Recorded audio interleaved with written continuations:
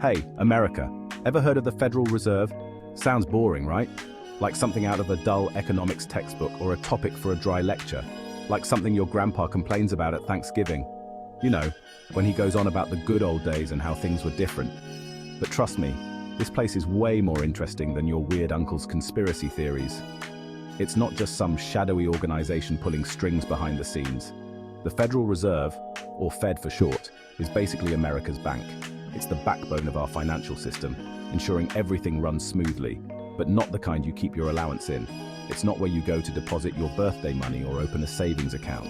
It's the big leagues, controlling the money supply, interest rates, and even rescuing the economy when things go south. Imagine having the power to influence the entire nation's financial health. Think of it like the Wizard of Oz, but instead of curtains, it's a bunch of economists in suits. They're the ones making the big decisions that affect us all.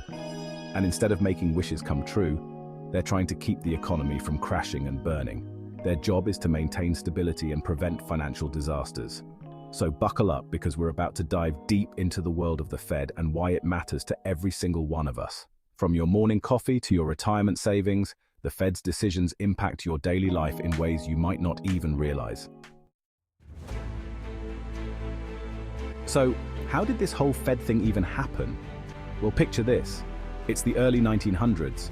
America's economy is like a roller coaster designed by a drunk monkey, unpredictable and terrifying. Banks are failing left and right, people are losing their savings, and the government's just kind of watching it all burn. Enter a bunch of very serious men in fancy hats. They decide America needs a central bank, a financial superhero to save the day. Thus, the Federal Reserve was born in 1913, signed into law by President Woodrow Wilson. The goal? To stabilize the economy, prevent financial panics, and make sure your grandma's life savings wouldn't disappear overnight. It wasn't always pretty, and they definitely made some mistakes along the way. But hey, nobody's perfect. Now here's where things get interesting. The Fed has the power to create money. But hold your horses. Before you start dreaming of swimming in a pool of Benjamins, it's not as simple as firing up the old printing press. The Fed creates money electronically, mostly by buying government bonds. It's complicated, but basically they're injecting money into the economy, making it easier for banks to lend money and businesses to grow. Think of it like this. Imagine the economy is a car. The Fed controls the gas pedal. Too much gas and you get inflation. Prices go up, your dollar buys less. Too little gas and the economy stalls. Businesses struggle, people lose jobs. It's all about finding the right balance. Another big tool in the Fed's arsenal is interest rates. Remember those? The things that determine how much you pay for a loan or earn on your savings account? Yeah, the Fed has a say in that too. By adjusting the federal funds rate, the interest rate banks charge each other for overnight loans, the Fed can influence interest rates across the board. Lower interest rates make it cheaper to borrow money, encouraging spending and investment. Higher interest rates do the opposite, slowing down the economy and hopefully keeping inflation in check. It's like a giant economic thermostat. The Fed is constantly adjusting the temperature, trying to find that sweet spot where the economy is growing, but not overheating. Section 5, Taming Inflation, a balancing act. Remember that whole inflation thing we talked about earlier? Yeah, the Fed really hates inflation. It's like their arch nemesis. Why? Because inflation erodes the value of money, making everything more expensive and life generally more miserable. The Fed's main weapon against inflation is, you guessed it, interest rates. By raising interest rates, they make it more expensive to borrow and spend, which can help cool down an overheated economy and bring inflation under control. But it's a delicate balancing act. Raise rates too much, and you risk tipping the economy into recession. Too little, and inflation could spiral out of control. It's like trying to defuse a bomb with a pair of salad tongs. Stressful, to say the least. Section 6. Jobs, jobs, jobs. The Fed's impact. Now you might be thinking, okay, this Fed thing sounds important and all, but how does it affect me personally? Well, for starters, the Fed plays a big role in determining how many jobs are available. Remember how we talked about the Fed influencing interest rates and economic growth? Well, when the economy is growing, businesses tend to hire more people. And when the economy is struggling, well, you know the drill. So the next time you're applying for jobs, you can thank or blame the Fed for the state of the job market. Just kidding, don't actually do that. They're busy enough as it is. Section 7. The 2008 financial crisis, a Fed intervention. Remember the 2008 financial crisis? It was a time of unprecedented turmoil and uncertainty. Yeah, that was a wild ride. The housing bubble burst, banks were failing left and right, and the entire global economy was on the brink of collapse. Businesses shuttered, jobs were lost, and the future seemed bleak. It was like watching a slow-motion train wreck, where every day brought more bad news, except the train was full of money and it was vanishing into thin air. People were losing their minds, unsure of what the next day would bring. The Fed, to its credit, stepped in and did what it could to prevent a complete meltdown. They took swift and decisive action. They slashed interest rates to near zero, making borrowing cheaper in an attempt to stimulate the economy. They pumped trillions of dollars into the financial system, providing much-needed liquidity, and basically became the lender of last resort for anyone with a pulse and a balance sheet. This was a lifeline for many institutions. Did they make all the right calls? That's debatable. Some decisions were controversial and faced criticism, but there's no doubt that the Fed's actions helped prevent a second Great Depression. Their intervention was crucial, so, kudos to them for that. Their efforts, though not perfect, were instrumental in stabilizing the economy and restoring confidence.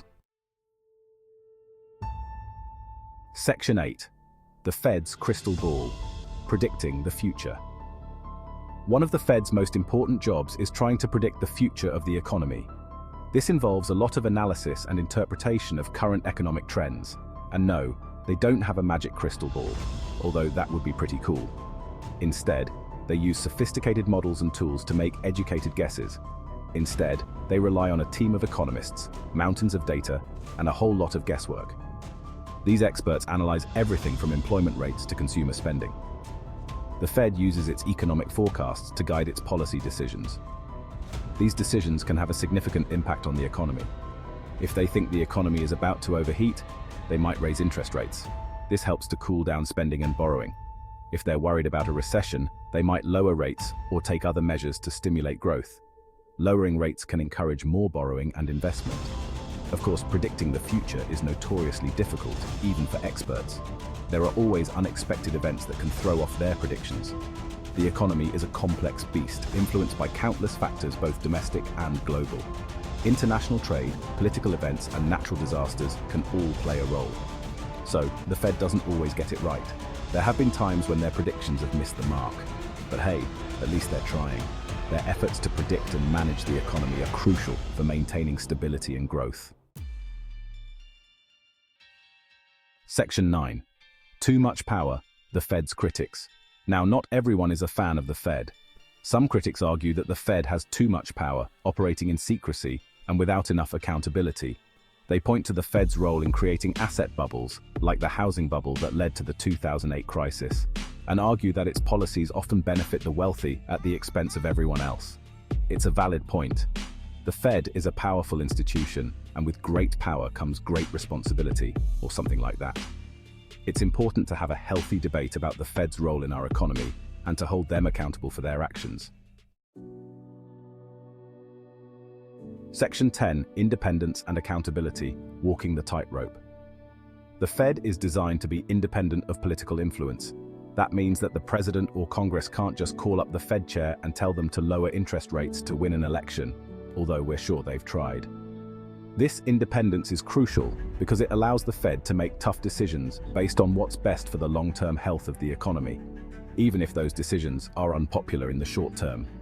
However, it also means that the Fed is accountable only to itself, which can be problematic. It's a delicate balancing act. The Fed needs enough independence to make sound economic decisions, but it also needs to be accountable to the public it serves. Finding that balance is an ongoing challenge. Section 11.